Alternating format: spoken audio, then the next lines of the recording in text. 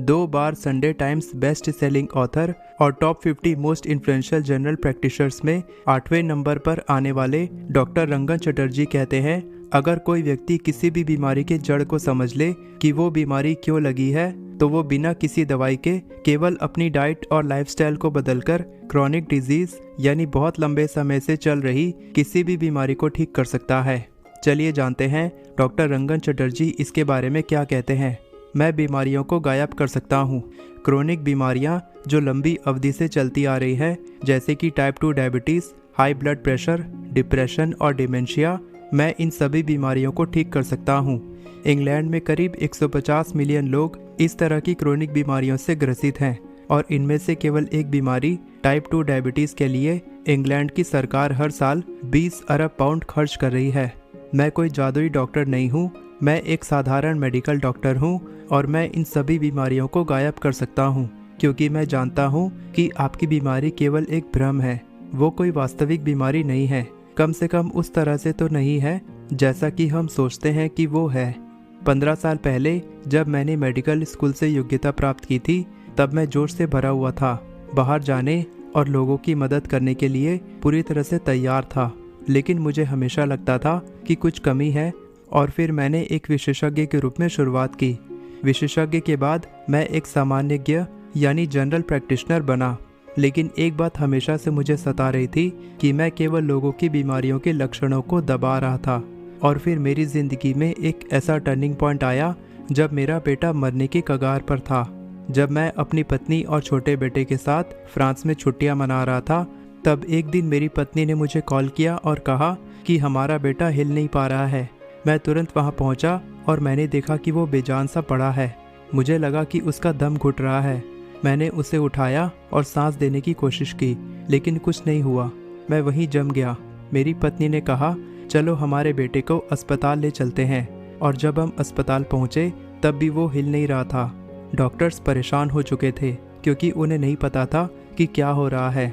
उन्हें लगा कि उसे मेनिंगाइटिस है, इसीलिए उसके शरीर में 2 लंबर पंक्चर्स किए गए और वो 3 दिन तक उस विदेशी हॉस्पिटल में रहा। वास्तव में हुआ ये था कि मेरे बेटे के ब्लड का कैल्शियम लेवल कम हो चुका था, जो कि विटामिन डी के लो लेवल के कारण हुआ था। मेरा बेटा विटामिन डी की कमी से लगभग मर ही गया था और उनके पिता जो एक डॉक्टर हैं, वो इसके बारे में कुछ नहीं जानते थे। इसीलिए मैंने विटामिन डी के बारे में पढ़ना शुरू किया और पढ़ते पढ़ते मैंने अपने बेटे को ठीक करना शुरू कर दिया।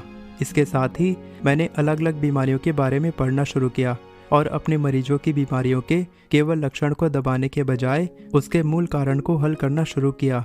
चलिए अब मैं आपको एक ऐसे मरीज के बारे में बताता हूँ जिसे मैंने केवल 6 हफ्तों में पूरी तरह से ठीक किया था। 35 वर्षीय महिला डॉटी अपने स्वास्थ्य से जूझ रही थी। उन्हें वजन की समस्या थी, जोड़ों की समस्या थी और नींद की समस्या थी। कई सालों से उनकी बीमारी ठीक नहीं हो रही थी। जब मैंने उनका ब्लड टेस्ट किया तब मुझे पता चला कि उन्हें टाइप 2 डायबिटीज़ है और 6 हफ्तों के बाद जब मैं उनके घर से निकला तब तक उनकी बीमारी ठीक हो चुकी थी। उनकी बीमारी हमेशा के लिए गायब हो चुकी थी। आप इस ग्राफ को देख सकते हैं। टॉप राइट में बीमारी है और बॉटम लेफ्ट में ऑप्टिमल हेल्थ यानी अच्छी सेहत है। हम हमेशा इस ग्राफ के ऊपर नीचे होते रहते हैं। क्रिसमस और न्यू ईयर में हम बहुत ज़्यादा गलत चीज़ों का सेवन करते हैं। हम बहुत ज़्यादा खाना खाते हैं, देर से सोते हैं और धीरे धीरे करके हम बीमारी की तरफ बढ़ने लगते हैं। लेकिन जैसे ही हम इन सभी आदतों से दूर होते हैं, धीरे धीरे करके हम अच्छी सेहत की तरफ बढ़ने लगते हैं और अपनी पुरानी बीमारी को ठीक करने के लिए हम ढेर सारी दवाइयाँ लेने लगते हैं।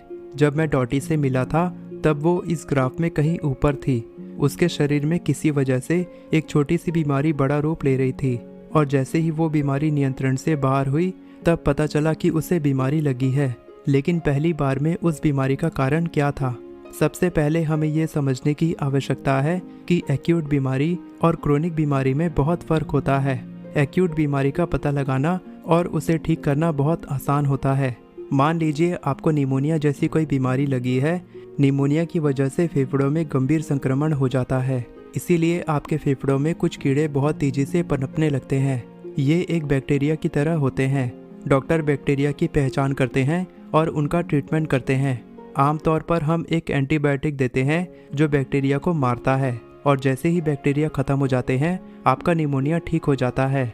लेकिन प्रॉब्लम ये है कि इसी तरह से हम क्रोनिक यानी पुरानी बीमारियों को ठीक करने की कोशिश करते हैं, लेकिन ये तरीका काम नहीं करता क्योंकि पुरानी बीमारियां ऐसे ही नहीं हो जाती। क्रोनिक बीमारियों के लगने के अलग अलग लक्षण हो सकते हैं।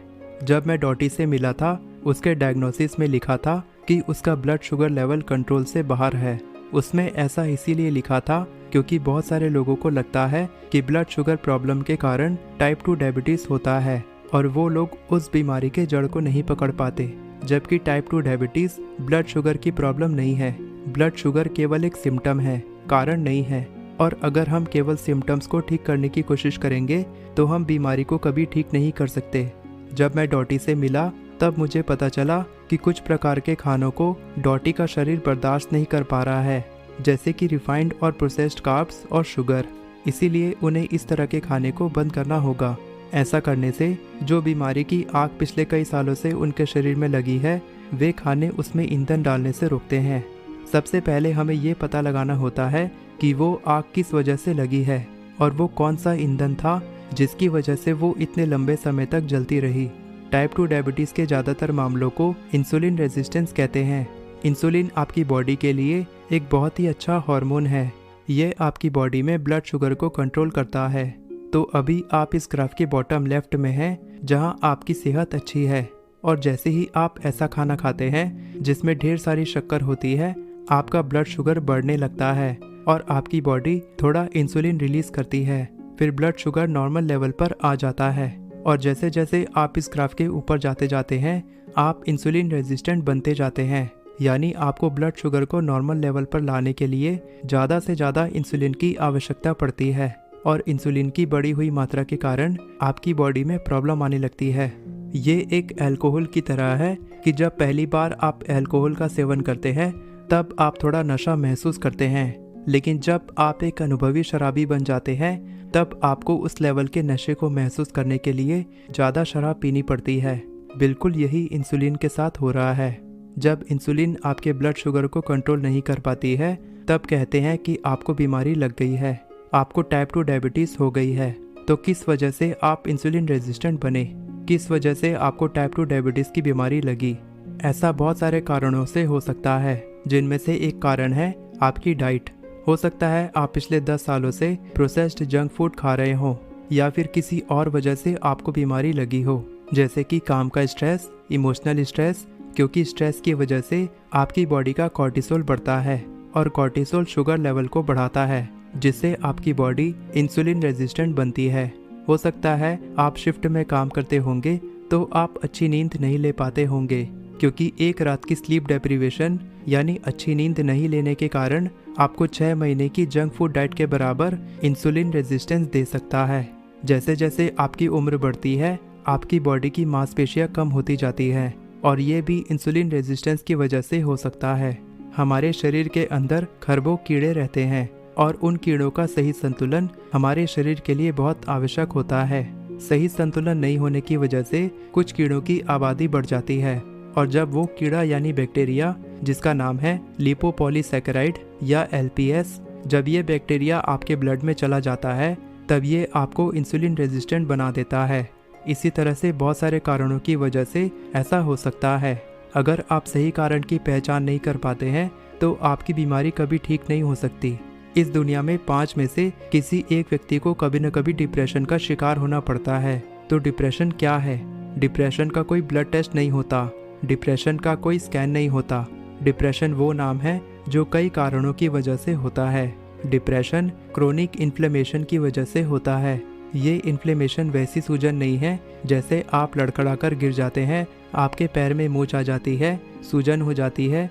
ये उस तरह की इन्फ्लेमेशन नहीं है।